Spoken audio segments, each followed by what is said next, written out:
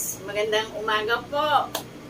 Pasensya na po kayo, 2 buwan po akong hindi nakapag-vlog. Kasi nga po, nag-uniform po kami.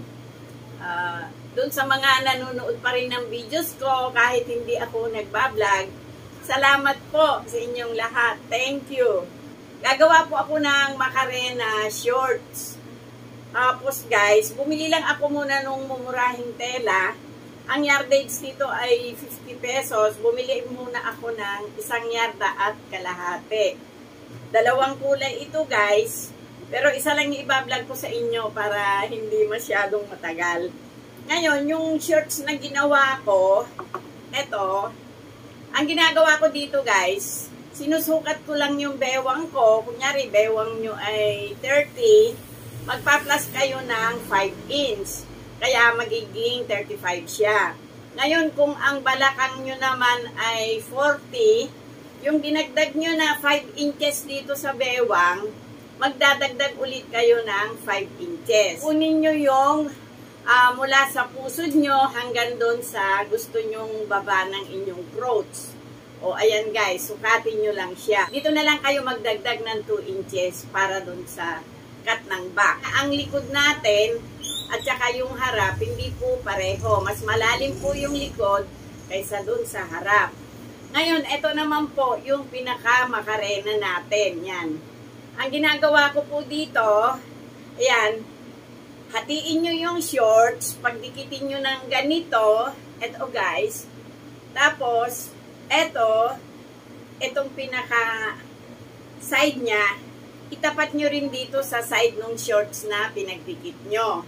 Tapos guys, lumampas kayo dito ng maliit lang, kahit 1 inch lang dito sa pinaka-kabilang side. Ngayon dito guys, yan na kayo paliwa. Dito, itong side na to, itong matulis na to, ito guys, ipantay nyo doon sa dulo nito, yung pinaka-shorts nyo.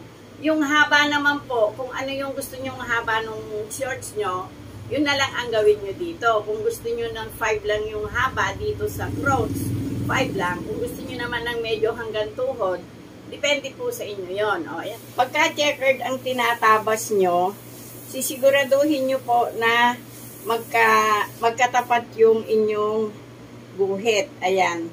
Kaya naglalagay po ako ng aspile. Ngayon dito, pag kinat nyo po dito, mag-allowance po kayo ng 1 inch. Kasi garter po ito, kailangan natin ng allowance na 1 inch. Ngayon dito sa baba, mag-allowance din kayo ng 1 inch. Kasi pagka po yung Macarena shorts, maganda po pag malaki yung tupi sa laylayan. O, ito na siya guys. Basta pag ginupit nyo, siguraduhin nyo na pantay yung guhit ng inyong checker.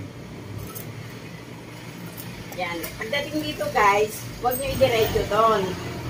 Medyo pumaling kayo dito. Kasi pag ipinold nyo mamaya at diretso doon, hindi siya pupunta rito, pupunta siya doon.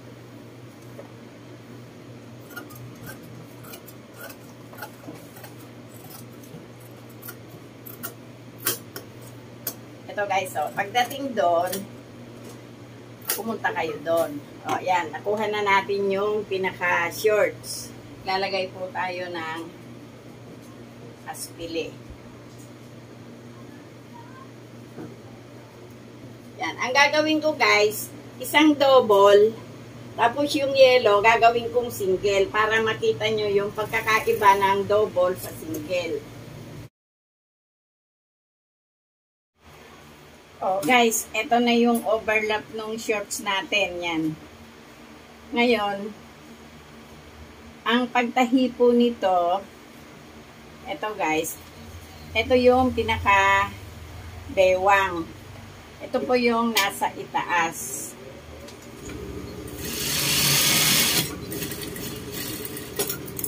Yan. Ito yung itaas. Dito naman tayo ulit sa ibaba.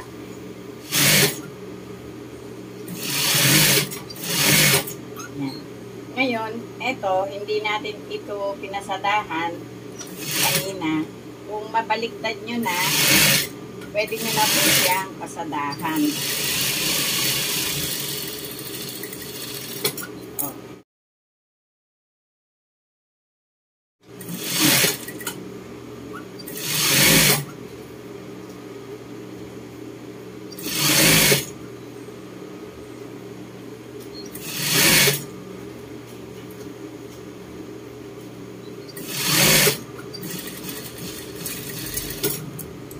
Pakita ko sa inyo guys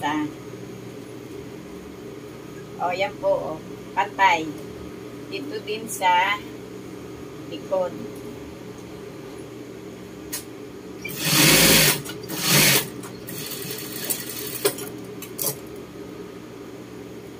O, yan guys. Ito kasing telang nabili ko, parang maglinis na siya Hindi pwedeng aging. Hirapan po kayo magtupi. Tupian nyo po muna siya ng maliit. Yan. Parang 1/16.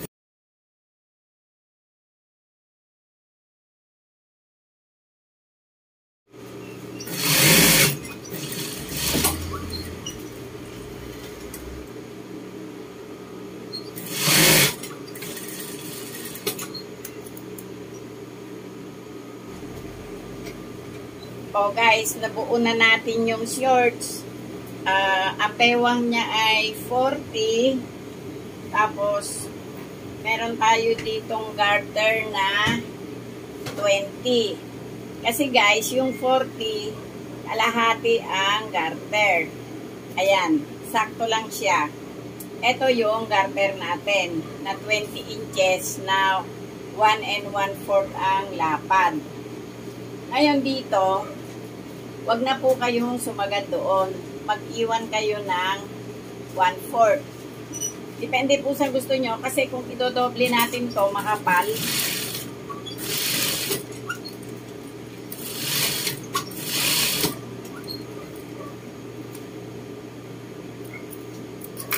Yan. Kunin nyo yung gitna nito. Pumunta kayo dito sa front. Ayun, mag-iwan uli kayo doon ng ganon, 1/4. Ito nga pala guys, tinupian ko ito ng 1/4.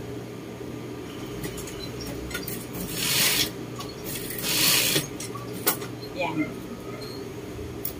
Ito kasi kung wala kayong edging, ganito po ang gawin ninyo. O, ito. Pagka nai-ano nyo na doon, tusok nyo yung karayom doon, hatakin nyo yung inyong garter. Yan, hatak na yan guys. Tapos yung 1/4, mananatili siyang 1/4.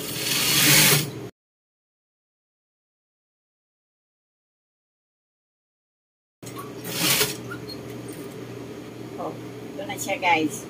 Ngayon, idadapa na natin yung garter natin. Oh, yan guys, oh. Wala kayong nakalabas na garter.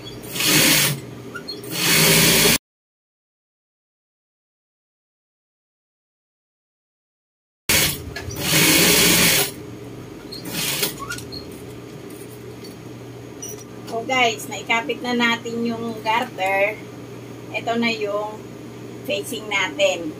Tinanggal natin ulit kasi basting lang yung kanina. Ngayon, ipikit na natin kasi may garter na siya. At yung garter, kailangan hatakin nyo muna. Kailangan yung 1/4 na hatak, din dun nyo ikapit itong overlap sa pinaka-side.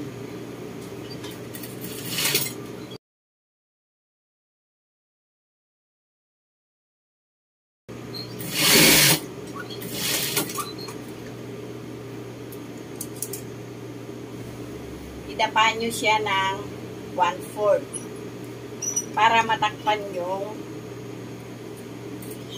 pinagkapitan natin.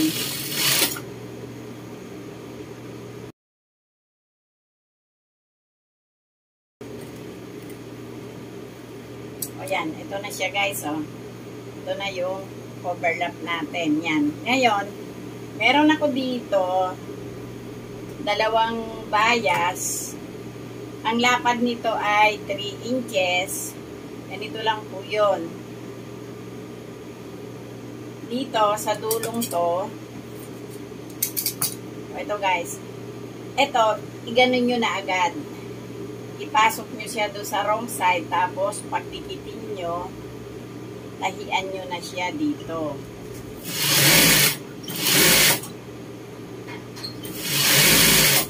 Pagdating dito guys, tahian nyo siya ng patulis.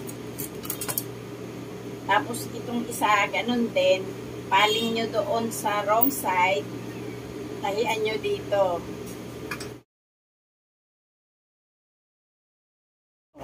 Ito siya guys. Ngayon, ang paglalagyan natin itong dalawang to, dito. Ayan guys. Ito yung overlap. Ito yung side. Hindi po ba ito yung side? Lagi nyo pong pupuntahan yung gitna. O ayun. Yung po yung gitna. Kunin nyo ng hatak na ganito. Hawakan nyo dito. Dito nyo po ikapit itong isang tali. Yan, dito mismo.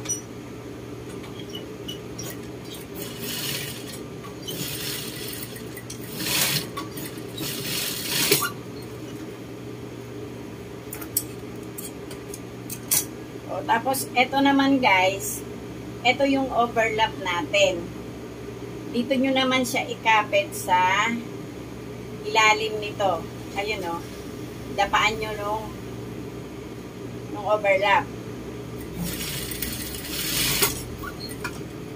Para maganda po, yan, ikis nyo yung tahi dito. Ito po yung makarena natin. Isusukat ko po sa manikin pagkatapos nung gagawin kong kulay brown. O guys, ayan na yung makarena natin. Tinernuhan ko lang muna ng ibang blouse. At yan yung double ang overlap. O, ito na yung kulay yellow guys. Single ang ano niya, ng overlap. Tapos, nilagyan ko siya ng 3 butones na yellow. O, yan yung back ng yellow, guys. Pareho din doon sa isa. Isang size lang yung ginawa ko. Free size. O, guys, sana nagustuhan nyo yung ginawa ko ngayon. Huwag nyo pong kalimutan mag-subscribe, mag-like, at pakishare na rin po. Salamat po sa mga nanonood. Thank you.